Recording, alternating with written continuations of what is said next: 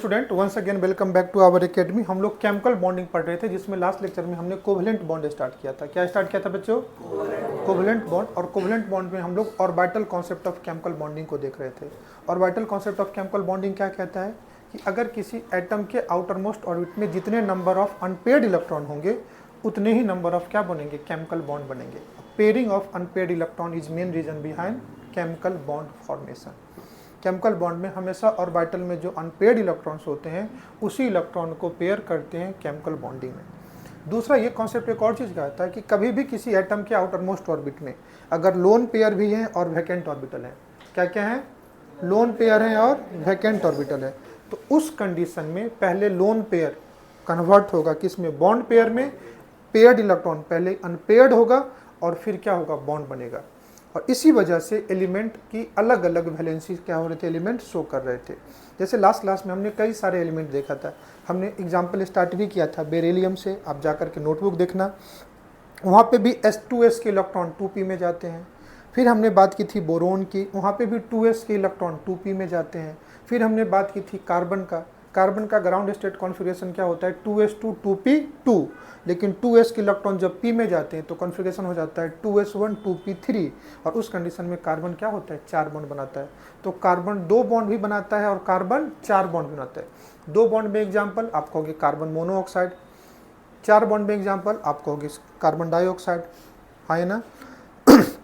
फिर मैंने आपको कहा था कि अगर वैसे भी आप कंपेयर कर लो second period and third period के एलिमेंट। पहला मैंने आपको करवाया था एग्जांपल नाइट्रोजन एंड फॉस्फोरस का। नाइट्रोजन का इलेक्ट्रॉनिक कॉन्फ़िगरेशन क्या होता है? 2s2 2p3। s के 2 इलेक्ट्रॉन लोन पेयर के फॉर्म में होते हैं, 2p3 के 3 इलेक्ट्रॉन बॉन्ड पेयर के फॉर्म में होते हैं। इसलिए नाइट्रोजन 3 बॉन्ड बनाता है और एक उस पर क्या रहता है? Lone pair. क्या नाइट्रोजन का 2s का इलेक्ट्रॉन एक्साइटेड होकर के आगे जा सकता है? नहीं, क्योंकि सेकेंड पीरियड में 2 ही ऑर्बिटल होते हैं, s और p, और दोनों में ऑलरेडी स्पेस है ही नहीं। s ऑलरेडी लोन पेयर के फॉर्म में है, p ऑलरेडी बॉन्ड पेयर के फॉर्म में है, तो उसके इलेक्ट्रॉन एक्साइटेड नहीं होंगे। लेकिन जस्ट अगर उसी के नीचे फॉस्फोरस की बात करूं तो फॉस्फोरस किस पीरियड का एलिमेंट है? Third period. उसका इलेक्ट्रॉनिक कॉन्फ़िगरेशन क्या था? 3s2 3p3। लेकिन फॉस्फोरस चूंकि थर्ड पीरियड के है पास है, तो उसके पास 3d भी है। क्या है उसके पास? लेकिन वैकेंट 3d होने की वजह से क्या हो सकता है? 3s2 के इलेक्ट्रॉन 3d में जा सकते हैं। तो ग्राउंड स्टेट में फॉस्फोरस 3 बॉन्ड बनाएगा, एक लोन पेयर होगा लाइक नाइट्रोजन। लेकिन अगर वो एक्साइटेड स्टेट में जाएगा तो कौन सा इलेक्ट्रॉन एक्साइटेड में जाएगा? 3s2 के इलेक्ट्रॉन। एंड 3s2 के इलेक्ट्रॉन कहाँ जाएगा? 3d में जाएगा, तो वो भी बॉन्ड पेयर में कन्वर्ट हो जाएगा। तो एक इलेक्ट्रॉन 3s में रहेगा और एक इलेक्ट्रॉन 3d में चला गया, तो total number of unpaired electron 5। इसलिए फॉस्फोरस 3 बॉन्ड भी बनाएगा और 5 बॉन्ड भी बनाएगा। इसलिए मैंने एग्जांपल भी दिया था, NCl3 बनता है लेकिन NCl5 नहीं बनता है। क्यों? क्योंकि इसके पास वैकेंट ऑर्बिटल नहीं है। जिन कहा था PCl3 एंड PCl5, फॉस्फोरस के 3 बॉन्ड भी होते हैं और फॉस्फोरस के 5 बॉन्ड भी होते हैं, ये भी आपको बताया था। सिमिलरली आप कंपेयर कर लो ऑक्सीजन एंड सल्फर का। ऑक्सीजन का electronic configuration 2s2 2p4, 2 bond pair 2 lone pair. लेकिन सल्फर थर्ड पीरियड एलिमेंट है, 3s2 3p4, उसके पास d ऑर्बिटल है, तो धीरे धीरे लोन पेयर बॉन्ड पेयर में जाएगा। तो सल्फर ग्राउंड स्टेट में 2 बॉन्ड बनाता है, फर्स्ट एक्साइटेड स्टेट में 4 बॉन्ड बनाता है, सेकंड एक्साइटेड स्टेट में 6 बॉन्ड बनाता है, क्योंकि उसके पास वैकेंट ऑर्बिटल थे। इसलिए मैंने कहा था ऑक्सीजन सिर्फ OF2 बनाएगा, OF4 या OF6 नहीं बनाता है। लेकिन sulphur SF2 SF4 SF6 2 bond भी बनाएगा, 4 भी बनाएगा, 6 बनाएगा। और लास्ट में आपको मैंने होमवर्क दी थी क्लोरीन का। फ्लोरीन की बात करोगे 2s2 2p5, 3 lone pair 1 bond pair, क्योंकि वैकेंट ऑर्बिटल नहीं है। लेकिन आप क्लोरीन की बात करोगे तो 3s2 3p5, लेकिन उसके पास 3d, तो ग्राउंड स्टेट में 3 lone pair 1 bond pair. Ground state में 3 लोन पेयर 1 बॉन्ड पेयर, बोलो हाँ ना। फर्स्ट एक्साइटेड स्टेट में 2 lone pair 3 bond pair, second excited state में 1 lone pair 5 bond pair, and third excited state में 0 lone pair 7 bond pair. इसलिए chlorine 1 bond भी बनाता है, 3 भी बनाता है, 5 भी बनाता है और 7 भी बनाता है, हाँ या ना। इसी पार्ट को हम लोग क्या बोलते हैं? वेरिएबल वैलेंसी इन कोवेलेंट कंपाउंड, जिसी को हमने कोवेलेंसी में कहा था। लास्ट क्लास में मैंने ये स्टार्ट किया था, लेकिन एक बार मैं आपको इसको रिकॉल करा देता हूँ। कहता है it is the number of covalent bond which an atom makes in A molecule either in ground state और एक्साइटेड स्टेट। कोई भी एलिमेंट ग्राउंड स्टेट या एक्साइटेड स्टेट में जितने नंबर ऑफ बॉन्ड बनाएगा वही उसकी क्या होगी? कोवेलेंसी होगी। कह रहा वेरिएबल वैलेंसी इन कोवेलेंट बॉन्ड किस वजह से हो सकता है? देख लो। कह रहा variable valency are shown by those element which have been empty orbital in outer most shell, अगर उसके पास एम्प्टी ऑर्बिटल है तभी वो क्या शो कर सकता है, वेरिएबल वैलेंसी शो कर सकता है। यही कंडीशन है, उसके पास लोन पेयर होने चाहिए एंड वैकेंट ऑर्बिटल होने चाहिए। नेक्स्ट पॉइंट कह रहा है lone pair of electron get excited into subshell of same shell. Same shell का ही सबसेल होना चाहिए ना, जैसे अगर थर्ड पीरियड है या तो 3s है 3p है तो 3d में ही जाएगा, ऐसा नहीं है कि 4s में चला जाएगा। जो एक्साइटमेंट ऑफ इलेक्ट्रॉन है विद इन द क्या होगा, ऑर्बिट होगा, विद इन द सेल होगा, लेकिन ऑर्बिटल अलग अलग हो सकता है। Lone pair electron get excited into subshell of same shell to form the maximum number of unpaired electron, the maximum covalency is shown in excited state। और कोई भी एलिमेंट मैक्सिमम कोवेलेंसी अपने हाईएस्ट एक्साइटेड स्टेट में क्या करेगा, show करेगा, कोई दिक्कत। फिर कहता है 3, 4, 5 and 6 period element, third period element, fourth, fifth and 5, क्योंकि थर्ड पीरियड के पास वैकेंट डी ऑर्बिटल है तो उसके बाद हर पीरियड के पास होगा 3, 4, 5, 6 period element due to presence of vacant d orbital in the presence of highly electronegative element such as, इसको underline कर देता हूँ, oxygen, fluorine and chlorine can show variable valency. जैसे क्लोरीन मैंने कहा 7 बॉन्ड बनाएंगे, सल्फर 6 बॉन्ड बनाएंगे, nitrogen 5 bond बनाएंगे, तो कभी भी कोई एलिमेंट मैक्सिमम कोवेलेंसी किस एलिमेंट के साथ शो करता है, हाईली इलेक्ट्रोनेगेटिव एटम के साथ। किसके साथ शो करता है, highly electronegative, like fluorine, oxygen and chlorine. जैसे सल्फर 6 बॉन्ड बनाएगा, क्या सल्फर हाइड्रोजन के साथ 6 बॉन्ड बनाएगा क्या? अगर मैं तुमसे पूछूं SF6 एंड SH6 इसमें से कौन एग्जिस्ट करेगा, तो कभी भी मैक्सिमम वैलेंसी कोई एलिमेंट किसके साथ शो करता है, कभी भी मैक्सिमम कोवेलेंसी कोई एलिमेंट किसके साथ शो करता है, हाईली इलेक्ट्रोनेगेटिव, इसलिए SF6 बनेगा और ये नहीं बनेगा। तुमको इससे ये भी समझ में आएगा कि कौन सा मॉलिक्यूल एग्जिस्ट करेगा और कौन सा मॉलिक्यूल एग्जिस्ट नहीं करेगा। फिर कहता है if an element show odd और even valency in ground state, हो सकता है किसी की वैलेंसी ऑड भी हो, किसी की वैलेंसी इवन भी हो। जैसे मैं एग्जांपल बता देता हूँ, फॉस्फोरस की वैलेंसी कितनी होती है, 3, और ऑक्सीजन की वैलेंसी, सल्फर की वैलेंसी कितनी होती है, 2। सल्फर 2 बॉन्ड बनाएगा, फॉस्फोरस 3, एक का ऑड है एक का इवन है, दोनों की कोवेलेंसी कितने से बढ़ती है, 2 से बढ़ती है। If an element show odd and even valency in ground state then it will show odd और even in excited state also with the difference of 2। जैसे फॉस्फोरस में ग्राउंड स्टेट में 3 बॉन्ड बनाते हैं तो एक्साइटेड में कितने बनाए, 5, तो कितने से बढ़े, 2 से। सल्फर ग्राउंड स्टेट में कितने बनाते हैं, 2, तो बाद में कितना होगा, 4, फिर कितना होगा, 6, कितने से बढ़ रहा है, 2 से बढ़ रहा है। तो अगर किसी का ऑड वैलेंसी है तो कोवेलेंसी भी हमेशा ऑड में रहेगा, इवन है तो हमेशा किस में रहेगा, इवन में ही रहेगा। कहता है energy required to excite the electron is called as promotional energy. ये सब बात मैं तुमको पढ़ाते पढ़ाते बता ही चुका हूँ। प्रमोशनल रूल कब लगेगा, सेमी ऑर्बिट के डिफरेंट ऑर्बिटल में जब इलेक्ट्रॉन जाएगा उसी को लगेगा। इतनी चीज लास्ट क्लास में हो गया था, ये मैं आपको समझा दिया था। अब इसी के एप्लीकेशन पे हम लोग देखते हैं कि कौन सा मॉलिक्यूल एग्जिस्ट करेगा और कौन सा मॉलिक्यूल एग्जिस्ट नहीं करेगा। तो आज की क्लास का पहला टॉपिक ये रीजन फॉर नॉन एग्जिस्टेंस। अगर कोई मॉलिक्यूल एग्जिस्ट नहीं करेगा, मतलब कोई मॉलिक्यूल वेरिएबल वैलेंसी शो नहीं करेगा तभी एग्जिस्ट नहीं करेगा, तो क्यों नहीं कर सकता है, तो उसके पास एक तो वैकेंट ऑर्बिटल नहीं होगा। तो पहला कह रहा है due to absence of vacant d orbital, due to absence of vacant, तो कभी भी वैकेंट डी ऑर्बिटल का एब्सेंस कह रहा है तो तुम खुद से समझ लो element second and third period का कंपेरिजन करेगा, क्योंकि थर्ड के पास भी वैकेंट डी ऑर्बिटल है, फोर्थ के पास भी है, फिफ्थ के पास भी है, बेचारा सेकंड के पास ही नहीं है। बोलो, तो कहता है if central atom belonging to second period then they never extend their octet due to absence of क्या, 2d सबसेल, क्योंकि सेकंड पीरियड में डी सबसेल तो होगा ही नहीं, लेकिन थर्ड पीरियड में डी सबसेल होगा, पक्की बात। इसलिए थर्ड पीरियड के एलिमेंट अगर वेरिएबल वैलेंसी शो करते हैं, फॉस्फोरस अगर 3 बॉन्ड बनाता सिर्फ तो ऑक्टेट को कंप्लीट करता, लेकिन 5 बॉन्ड में ऑक्टेट से ज्यादा हो जा रहा है। बोलो हाँ ना, समझ में आ रहा है तो अरे हाँ या ना। कह रहा if central atom belonging to third period element, या थर्ड पीरियड के बाद का कोई एलिमेंट होगा तो उसके पास क्या होगा, वैकेंट और ऑर्बिटल होगा, तो क्या वो ऑक्टेट को फॉलो करेगा, नहीं करेगा। इसलिए कल की क्लास में हमने पढ़ा था कि कंप्लीशन ऑफ ऑक्टेट बॉन्डिंग का मेन रीजन नहीं है, pairing of unpaired electron main reason है। If central atom belonging to third period and onward then they can extend their octet due to presence of क्या बेटा, vacant d orbital. तो उस case में जो number of electron है वो octet से ज्यादा होगा। तो ऑक्टेट की तो यहाँ पे बात ही नहीं करना है, क्योंकि अनपेयर्ड इलेक्ट्रॉन ज्यादा है तो बॉन्ड ज्यादा बनेंगे। अब कहता है PCl5 एग्जिस्ट करेगा, लेकिन NCl5 एग्जिस्ट करेगा क्या, क्यों, क्योंकि इसके पास वैकेंट डी ऑर्बिटल नहीं है, यहाँ पे इलेक्ट्रॉन एक्साइटेड स्टेट में नहीं जाएगा। क्या मेरी बात समझ में आ रही है। दूसरा SF4 बनेगा, लेकिन क्या OF4 बनेगा? क्या नहीं बनेगा। क्यों? क्योंकि ऑक्सीजन के इलेक्ट्रॉन एक्साइटेड स्टेट में जाएंगे ही नहीं। SF6 बनेगा, लेकिन OF6 बनेगा? क्या नहीं बनेगा, क्योंकि इसके पास वैकेंट ऑर्बिटल।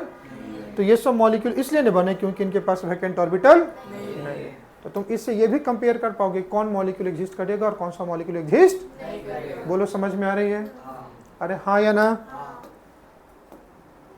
दूसरा कह रहा है डी ऑर्बिटल कॉन्ट्रैक्शन। कह रहा है for the participation of d orbital in hybridisation it is necessary that central atom must bonded with more electronegative atom so that more partially positive charge produced on the central atom। ये simple एक ही बात कह रहा है कि कभी भी किसी भी एटम में अगर डी ऑर्बिटल इन्वॉल्व हो रहा है, डी ऑर्बिटल इन्वॉल्व हो रहा है, दैट मीन्स वो अपनी वैलेंसी से ज्यादा बॉन्ड बना रहा है। इतनी बात तो समझ में आ रही है? अब तक हम नहीं पढ़े हैं कि कभी भी अगर डी ऑर्बिटल आएगा तो लोन पेयर कहाँ जाएगा? बॉन्ड पेयर में, और वो नॉर्मल वैलेंसी से ज्यादा बॉन्ड बनाएगा। तो कभी भी कोई एलिमेंट नॉर्मल वैलेंसी से ज्यादा बॉन्ड तभी बना पाएगा किसके प्रेजेंस में? इलेक्ट्रोनेगेटिव एटम के प्रेजेंस में। किसके प्रेजेंस में? और अगर सराउंडिंग में electronegative atom fluorine, oxygen and chlorine है, तभी वो मैक्सिमम कोवैलेंसी शो कर पाएगा, अन्यथा शो नहीं करेगा। इसका एक रीजन ये भी है, ध्यान से देखना, कि अगर मैं SF2 की बात करता हूं, ग्राउंड स्टेट में ये बॉन्ड बनता है, ये एग्जांपल हम कर चुके हैं, या मैं ऐसा ले लेता हूं SH2, ग्राउंड स्टेट में कोई भी एटम हो, हाइड्रोजन हो, फ्लोरीन हो, दोनों के साथ बॉन्ड बनेगा। लेकिन फर्स्ट एक्साइटेड स्टेट में ये बॉन्ड बनता है SF4 एंड SF6 कितना बनता है? SF4 and SF6। ये फर्स्ट एक्साइटेड स्टेट में, ये सेकंड एक्साइटेड स्टेट में। अब चूंकि जितना ज्यादा एटम से बॉन्ड बनेगा, बोलो ना, तो उस एटम पे स्टेडी क्राउडिंग तो बढ़ेगा। अरे ये 4 फ्लोरीन भी एक दूसरे को रिपेल करेगा, ये फ्लोरीन 6 फ्लोरीन भी एक दूसरे को रिपेल करेगा। लेकिन मोस्ट इलेक्ट्रोनेगेटिव एटम के साथ जुड़ने से फायदा क्या है? ध्यान से मैं बता देता हूं। सल्फर एंड फ्लोरीन में कौन ज्यादा इलेक्ट्रोनेगेटिव है? फ्लोरीन। तो इस पे कौन सा चार्ज आएगा? Del minus. इस पे कौन सा आएगा? तो जितना ज्यादा इलेक्ट्रोनेगेटिव एटम से जुड़ेगा, सेंट्रल एटम पे उतना पॉजिटिव चार्ज आएगा। तो पॉजिटिव चार्ज आने की वजह से क्या होगा कि अपोजिट एनायन को अट्रैक्ट करने की टेंडेंसी बढ़ेगी ना, इसलिए ये मॉलिक्यूल एग्जिस्ट करेगा। समझ में आ रहा है?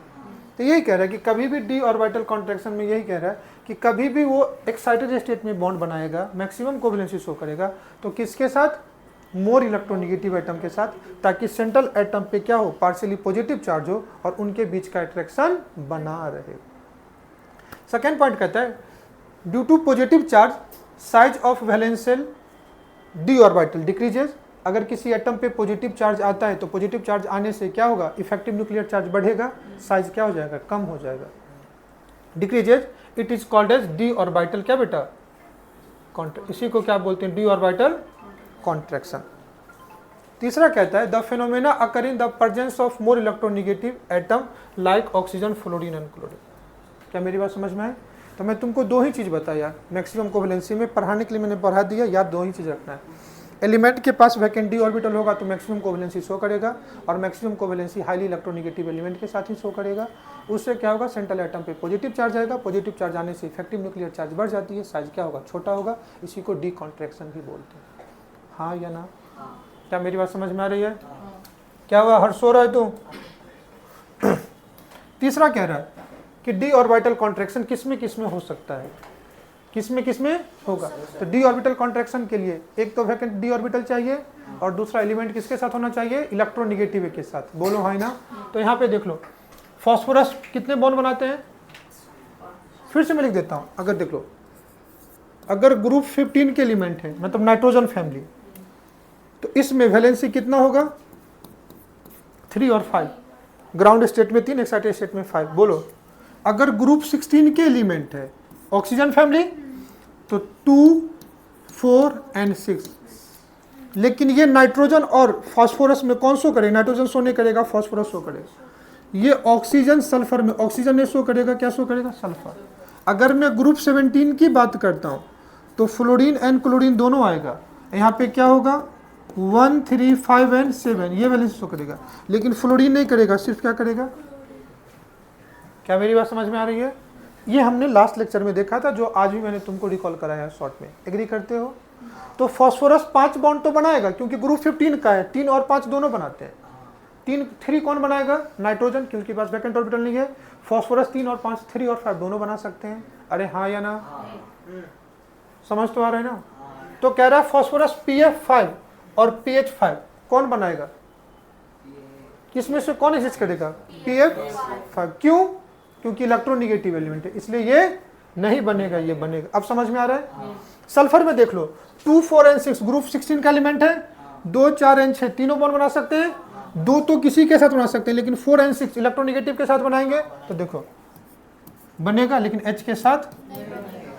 बोलो हाँ ना? अब तुम यहाँ पे देखो, ये तीनों एलिमेंट कौन सा है? जेनॉन है। जेनॉन कौन सा एलिमेंट है? Inert gas. जेनॉन कौन सा एलिमेंट है? अगर तुमको याद होगा ग्रुप 18 कौन कौन सा होता है? Helium, neon, argon, krypton, xenon and radon.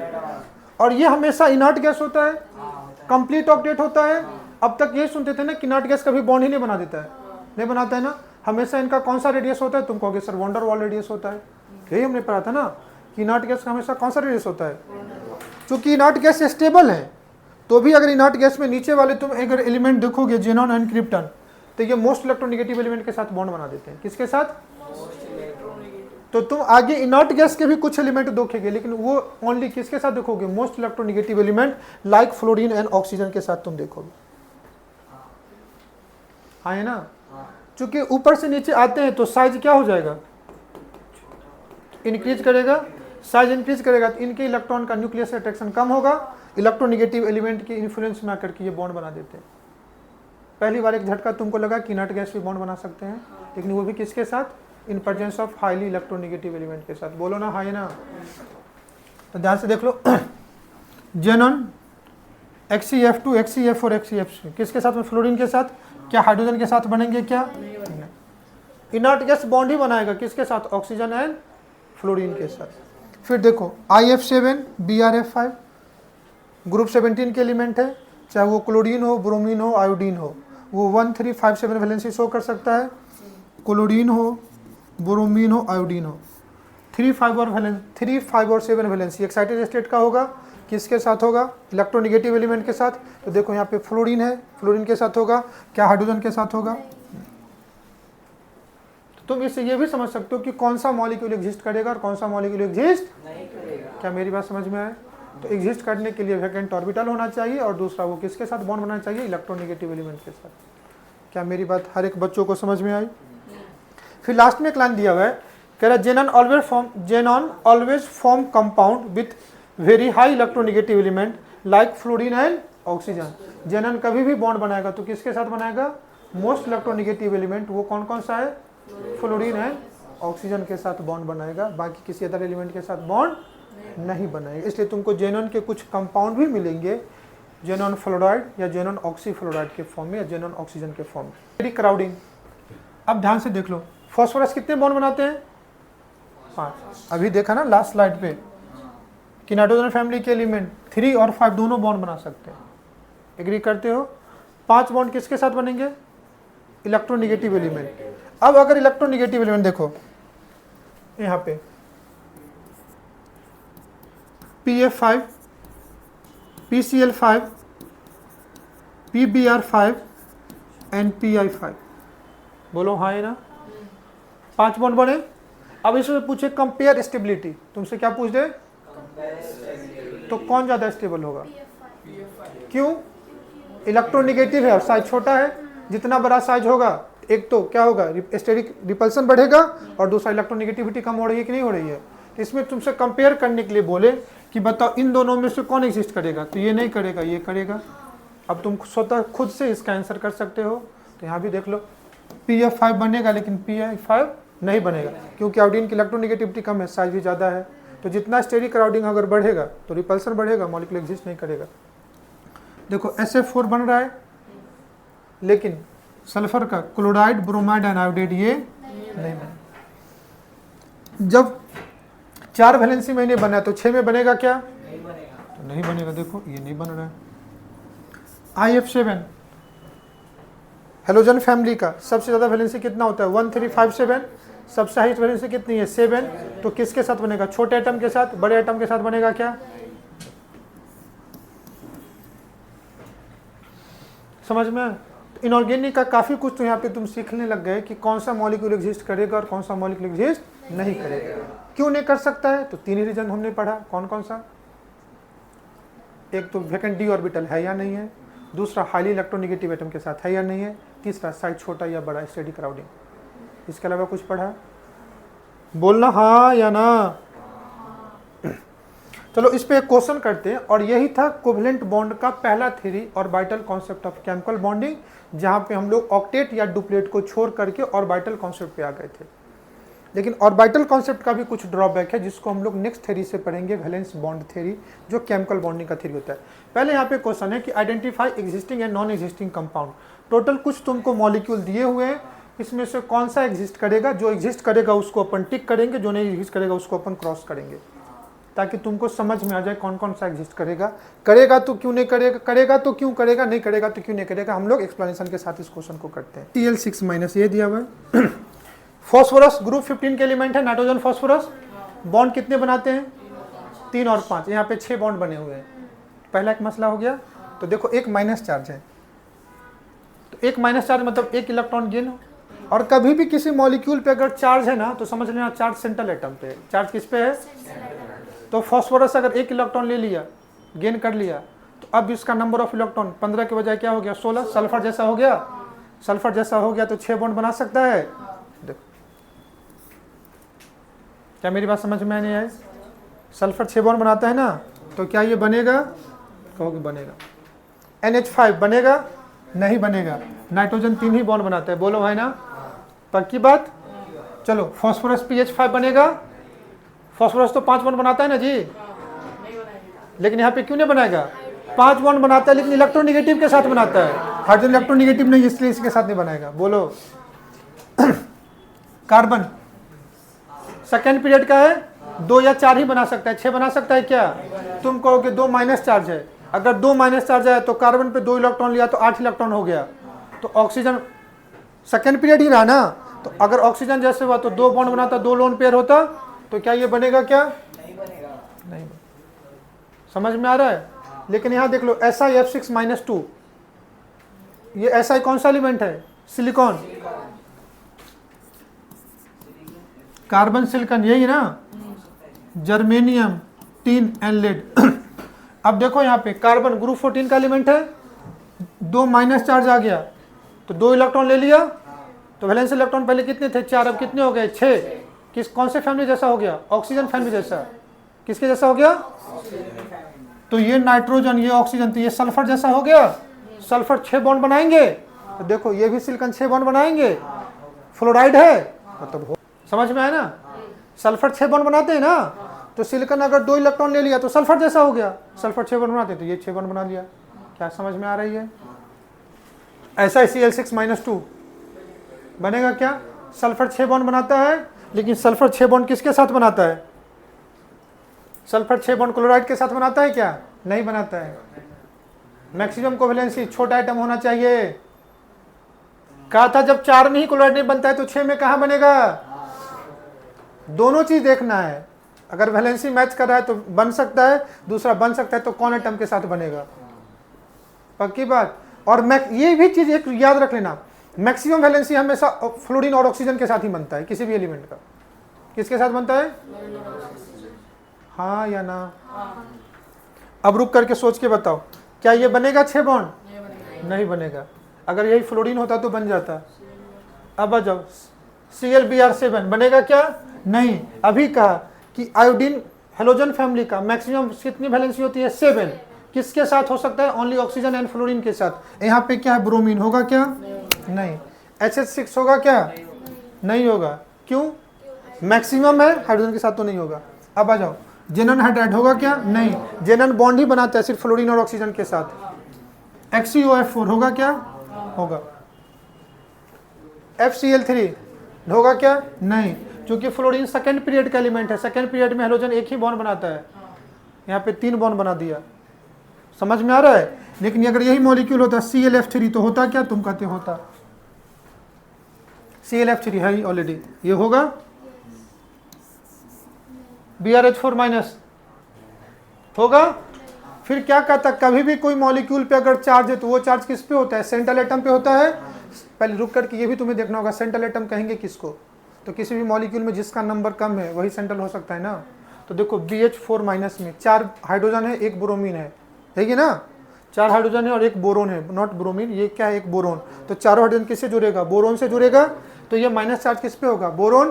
Boron atomic number कितना 5, एक माइनस चार्ज आ गया तो कितना हो गया 6 मतलब कार्बन जैसा हो गया। कार्बन 4 बॉन्ड बनाता है तो ये भी 4 बॉन्ड बनाएगा। फास्फोरस देखो 1 इलेक्ट्रॉन ले लेगा तो किसके जैसा होगा, सल्फर। सल्फर 6 बॉन्ड किसके साथ बनाएगा, फ्लोरीन के साथ। ये आयोडीन होगा क्या, समझ में आया नहीं आया। That's all about your orbital concept for chemical bonding. इसके बेसिस पे तुम पता कर लिए कि कब किसकी कोवेलेंसी कितनी होगी और कौन सा मॉलिक्यूल एग्जिस्ट करेगा और कौन सा नहीं एग्जिस्ट करेगा। समझ में आया, हर एक बच्चों को ये चीज़ समझ में आया होगा। Is that clear for everyone, हाँ या ना, क्लियर। तो आज का लेक्चर यहीं तक। नेक्स्ट क्लास में हम लोग स्टार्ट करेंगे केमिकल बॉन्डिंग का दूसरा पार्ट, जिसको हम लोग क्या बोलेंगे, वैलेंस बॉन्ड थ्योरी, जिसको क्या बोलेंगे, VBT। ओके।